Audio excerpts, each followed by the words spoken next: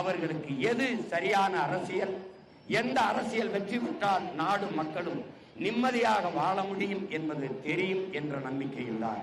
அறிவார்ந்த பெருமக்களே, பேரன்பு மிக்க பெற்றோர்களே, கற்றறிந்த சான்றோர்களே, எதிர்கால இந்த நாட்டை ஒரு வலிமை மிக்க வளமை மிக்க நாடாக மாற்றி படைக்க இளைய தலைமுறை புரட்சியாளர்களே, எல்லோரும் விலகி நிற்கிற போது அவர்கள் சொல்கிற குற்றச்சாட்டை உங்கள் பிள்ளைகள் ஏற்படும்.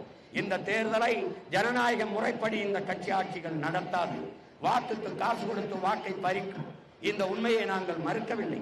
ஆனால் எல்லோரும் ஆட்டத்திலிருந்து விலகிவிட்டால் இந்த கொடுமையை தடுப்பது யார்? இதை தடுத்து போரிடுகிற வீரன் யார்? அரசியல் ஒரு சாக்கடை என்றார்கள்.